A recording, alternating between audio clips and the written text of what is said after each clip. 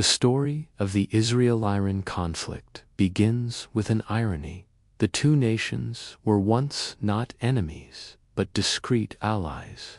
During the reign of Iran's last monarch, Shah Mohammad Reza Pahlavi, Iran and Israel had warm, if secretive, ties. They shared intelligence, military technology, and oil. Though the alliance was never openly paraded, it reflected a shared desire for regional security and modernization. Unlikely friendship forged in pragmatism, but all of that changed overnight in 1979, when the Islamic Revolution overthrew the Shah. Ayatollah Ruhollah Khomeini did not just change Iran's government, he rewrote its national identity. Israel, once a quiet partner, was now branded the Little Satan. Khomeini declared solidarity with the Palestinian cause, accusing Israel of not only oppressing Muslims, but defiling Jerusalem. Iran's new revolutionary ethos saw the elimination of Israel as a religious obligation. The shift was not just political, it was theological. From that point on, Iran's support for groups opposing Israel became not merely strategic, but sacred. As the 1980s and 90s unfolded, Iran constructed a broader ideological vision, a regional resistance movement against Israel and the West. This vision, often referred to as the Axis of Resistance, would reshape the Middle East. Iran cast itself as the spiritual leader of this axis, using its oil wealth and ideological influence to recruit and arm militant groups across Lebanon, Palestine, Iraq, Syria, and Yemen. These were not state actors, but shadow armies, loyal to Tehran, united by hatred for Israel, and trained for asymmetrical warfare, but bleed it slowly through proxies, propaganda, and unconventional war. As the 1980s turned to the 1990s and 2000s, the Middle East became a theater of hidden wars. Iran never. Instead, it chose to fight its enemy through a network of loyal proxy forces. Chief among them was Hezbollah, a Lebanese Shia militia born in the crucible of Israel's 1982 invasion of Lebanon. Funded, trained, and equipped by Iran's Revolutionary Guard Corps, Hezbollah quickly transformed from a ragtag militia into one of the world's most powerful non-state actors. Its leaders pledged absolute loyalty to Tehran and its missiles, pointed squarely at Tel Aviv. In 2006, Hezbollah and Israel clashed in a brutal 34-day war that killed over 1,000 people.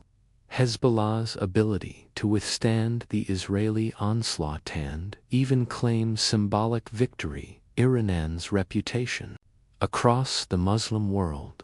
Hezbollah's bunkers, missiles, and psychological warfare became a blueprint replicated elsewhere. The next battleground was Gaza. After Hamas seized control of the Strip in 2007, Iran saw an opportunity to extend its reach. Although Hamas is Sunni and Iran Shia, shared hatred of Israel blurred sectarian lines. Iran funneled millions into Hamas's tunnels, rockets, and drone programs. The results were felt in repeated wars: 2008, 2012, 2014, 2021, and 2023 was more intense than the last. Israel found itself under a rain of missiles from Gaza, many with Iranian blueprints, while Hamas leaders openly thanked Tehran for its support. Iran wasn't at the front, but it was always in the background, watching, funding, and celebrating Israeli blood spilled from afar. Then came Syria. When the Syrian civil war erupted in 2011, Iran quickly came to Bashar al-Assad's defense, not just to protect a strategic ally, but to carve out military space from which it could pressure Israel. Iranian forces, along with Hezbollah fighters, entrenched themselves deep within Syria, building weapons factories and missile depots dangerously close to the Israeli Golan Heights. This brought the shadow war out into the open. Israel launched hundreds of airstrikes targeting these Iranian positions, killing generals, destroying convoys, and sending a message: "You're not safe here." In Iraq, the pattern repeated. As U.S. forces withdrew, Iran filled the vacuum with Shia militias, some of which conducted drone and rocket attacks on Israeli and Western targets. Iran had now built what analysts called the land bridge, a corridor of influence stretching from Tehran through Baghdad, Damascus, and Beirut the way to Israel's borders. It was a slow siege, a tightening noose. For Israel, this constant pressure created a state of siege without war. Its cities were peaceful on the surface, but surrounded by enemies trained and supplied by an adversary 1,000 miles away. And still, both nations stopped short of open conflict. Iran feared Israel's technological and nuclear edge. Israel feared sparking regional chaos. But as the years went on, that balance grew brittle. Assassinations, cyberattacks, and covert operations replaced diplomacy. The rivalry turned toxic.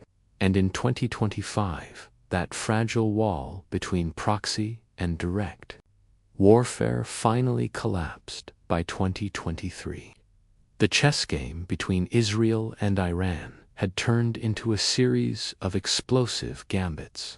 After decades of indirect warfare, the Middle East stood on the edge of something far more dangerous.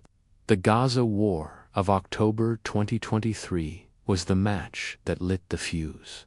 Hamas and Palestinian Islamic Jihad launched a massive, coordinated rocket assault on southern and central Israel, killing dozens and triggering widespread military retaliation. It became undeniable.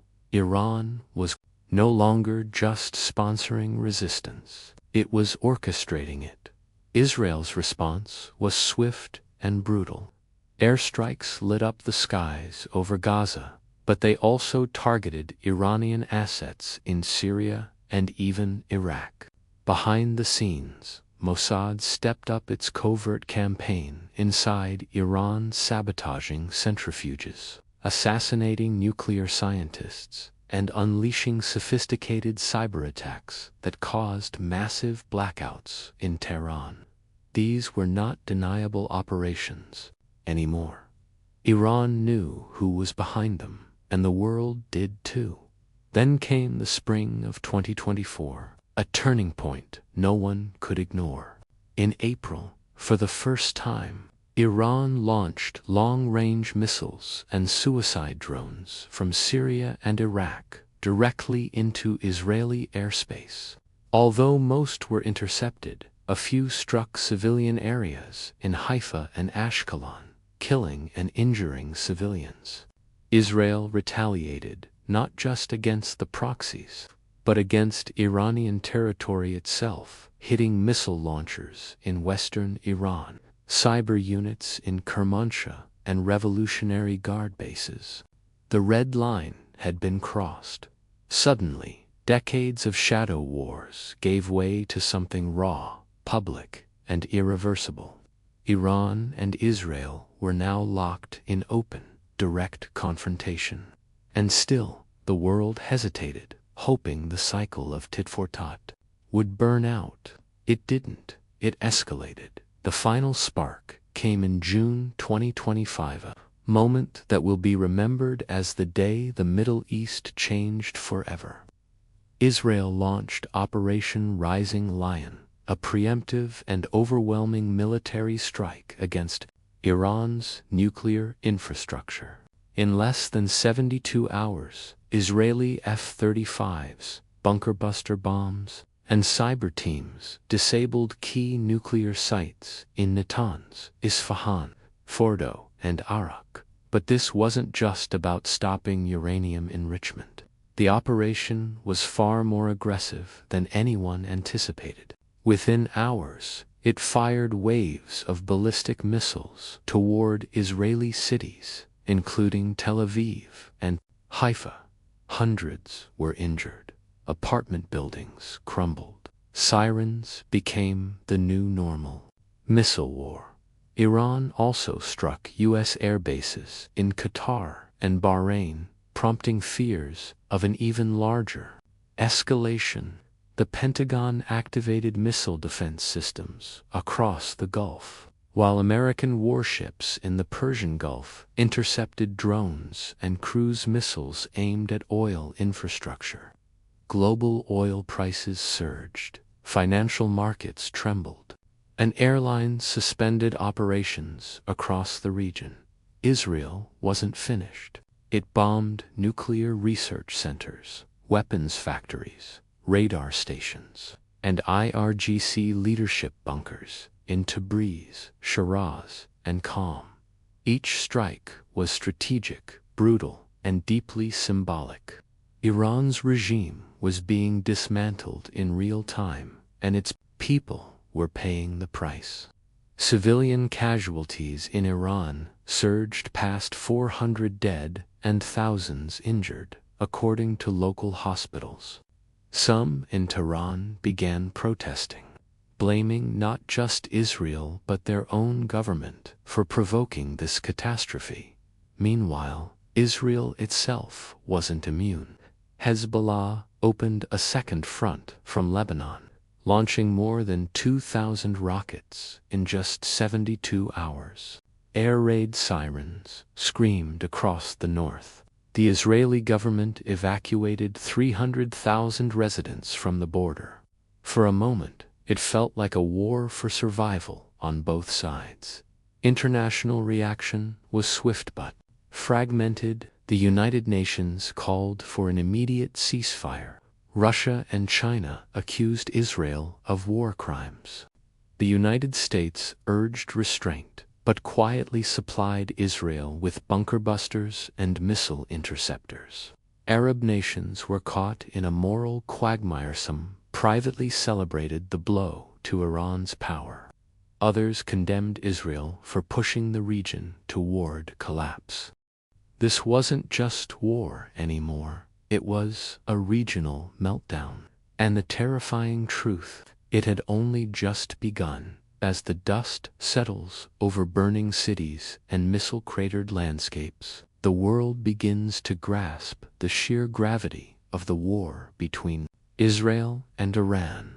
This is no longer a distant conflict hidden behind headlines. This is a transformational war, strategically, politically, and humanely. For the first time in modern history, two powerful Middle Eastern nations have collided head-on, unleashing the full weight of their militaries on each other. The results are catastrophic. One of the most alarming elements is the targeting of nuclear facilities.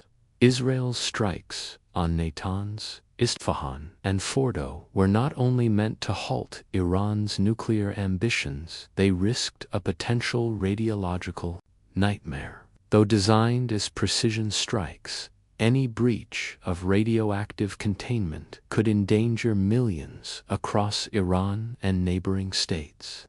Already, fears are rising of contamination near Isfahan, where civilian evacuations are underway. The specter of a nuclear Chernobyl now looms over the Persian heartland, not because of bombs, but because of bombs falling on enrichment plants. Politically, both nations face internal fractures.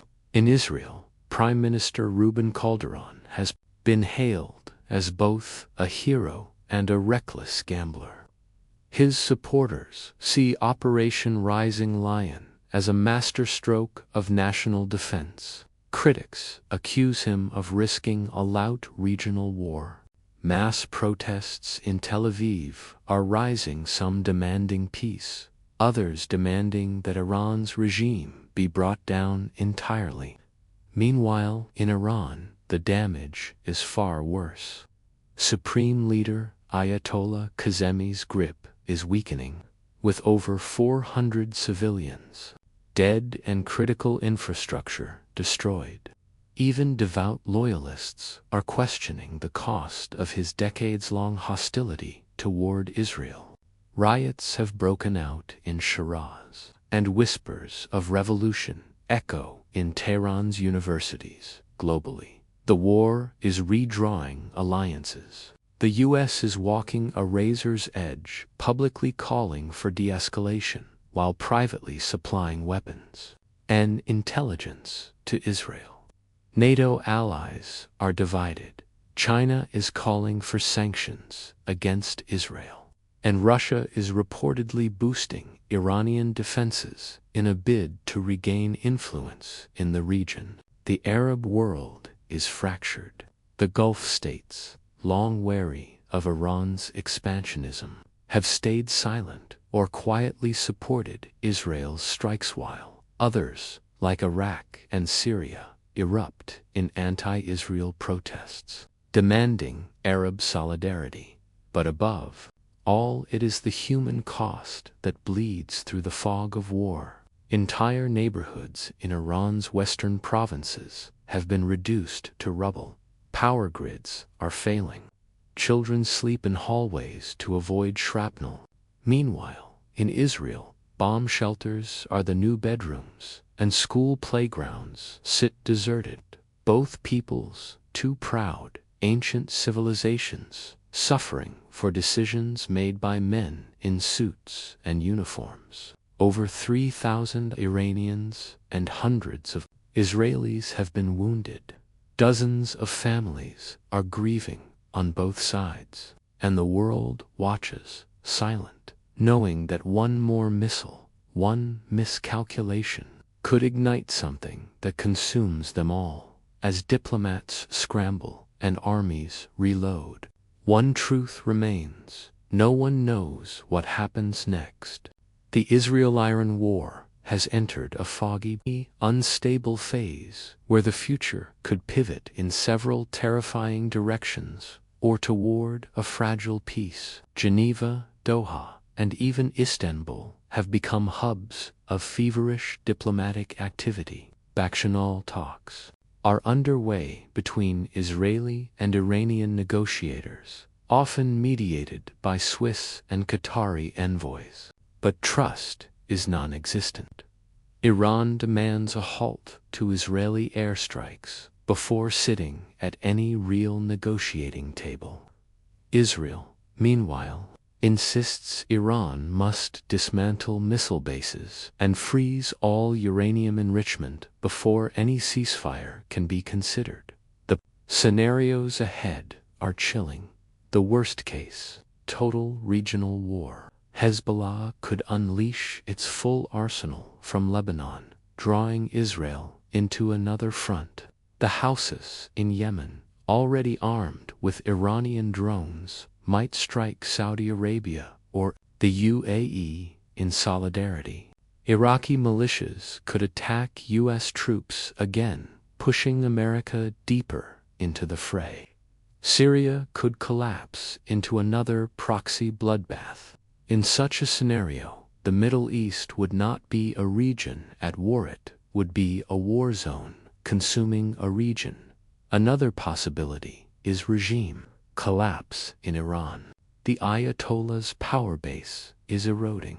His clerical elite is splintered between hardliners who want to escalate and moderates who now fear the end of the Islamic Republic itself. If Tehran falls to revolution or even to internal mutiny, consequences will be global. A power vacuum in Iran could ignite civil war, sectarian massacres, or open the door to radical groups far worse than the current regime. Then there's the third, most hopeful scenario, a diplomatic pause. a tense ceasefire, monitored by global powers, an arms freeze, humanitarian corridors. It wouldn't be peace, but it might be a halt, a chance to breathe, a chance to let history stop repeating itself. But even in that best case, the war has changed everything. Iran will never again hide behind proxies. Israel will never again believe it is beyond reach. The psychological scar tissue has formed. Trust is gone. Fear has replaced strategy. Now, every missile test, every border clash, every drone strike will carry the potential of sparking another inferno. This war, no matter how it ends, has shifted the Middle East from a region of cold tensions to one of open confrontation. And unless cooler heads prevail, the next chapter may not be a war between two nations, but between many.